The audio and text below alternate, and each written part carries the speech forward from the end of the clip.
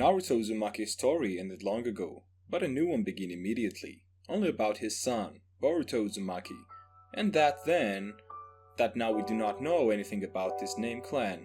Of the two main characters, Uzumaki, descendants of Ashura, red-haired demons, who are they? Where did they get such power, and how could Naruto get his clan's power? 賢いってのがそういうことなら俺は一生バカでいい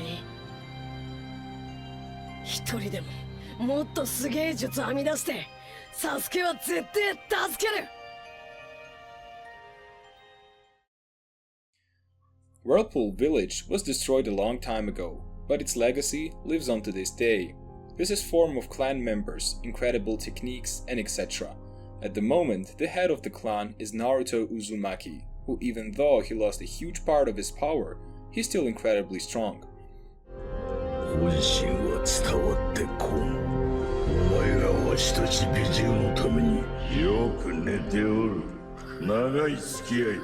己の身を削り、チャクラが尽きるのも構わず敵に向かって生きやがる。な。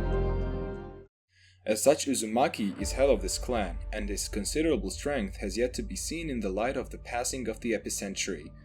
The Uzumaki clan is literally the most mystical clan in history, though there are a lot of questions to it, such as where did the knowledge of incredible Funjutsu techniques come from, and where is the connection to demons? I think the answer should be looked for in the beginning. In addition to Senju, Uzumaki is also a descendant of Otsutsuki Ashura, who is the son of Sage, hence the incredible vitality and strength. In essence, Uzumaki do not seem to be shinobi, but rather monks who have isolated themselves from other clans, villages, and humans in general, and most likely only keep in touch with their Senju relatives. In addition to the fact that it's not the shinobi, Uzumaki and the other red-haired ones have their hands up, their sleeves, which is most common practice of the monks. The way they live and isolate themselves from the world also proves their history. Most likely, the red-haired men literally inherited their lifestyle from Hagoromo Otsutsuki, the sage of Sixth Path. Perhaps they were even closer to him than Ashura, their direct ancestor. Surely, since Hagoromo guided his son's clan to a similar way of life, he could have given knowledge and techniques of powers so they could trivially protect themselves. It's interesting that the monks who did not want to fight and generally take part in all of the sumoto in the world were almost the strongest clan. Obviously they got a lot of knowledge from the sage of the Six Ways himself. In example, if we remember the Byakugo no Jutsu technique, the stamp on the Tsunade and Sakura's forehead was created during the 6th Wise Man era, which is 1000 years ago. It means that Uzumaki was Uzumaki's grandson. We remember Kaguya telling her son about the 3 monsters that are supposed to come from heaven and destroy the world. I'm sure that after the battle of Hagoromo, realized that the mother was actually afraid of them and started to get ready, because his mother had a hard time dealing with his brother, and they were even stronger according to their words.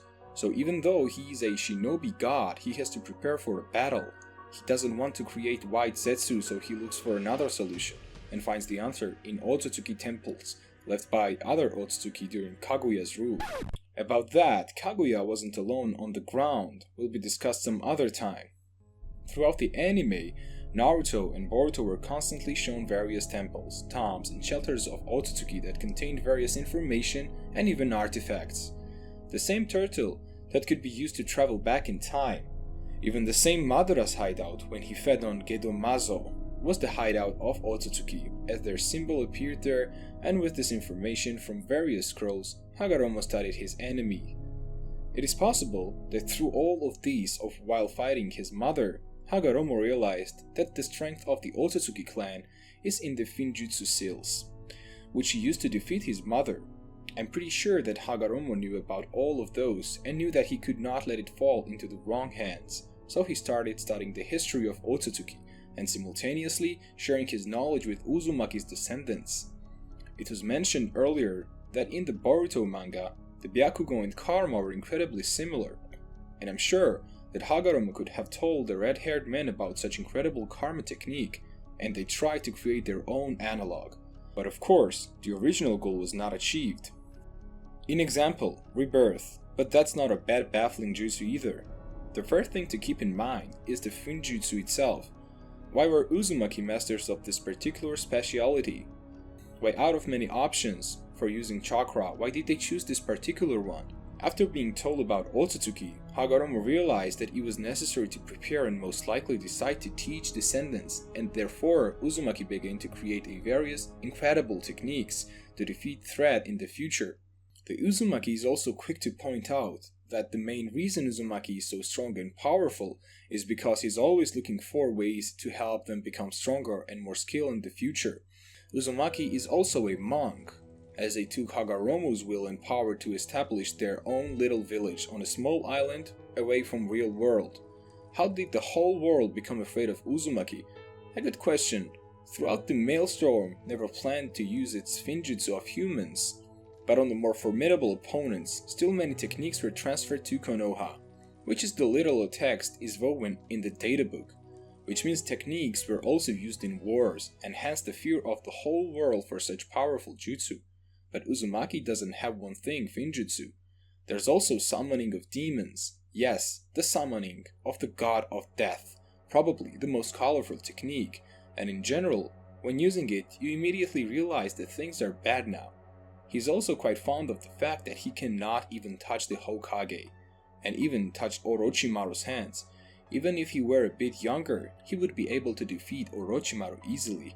And even the Biju cannot resist the god of death, hence the question, where did such powerful jutsu come from, and what was it created for? They cannot be serious about it, so it's not like they're not aware of the fact that they are capable of summoning all sorts of divine and not so divine beings.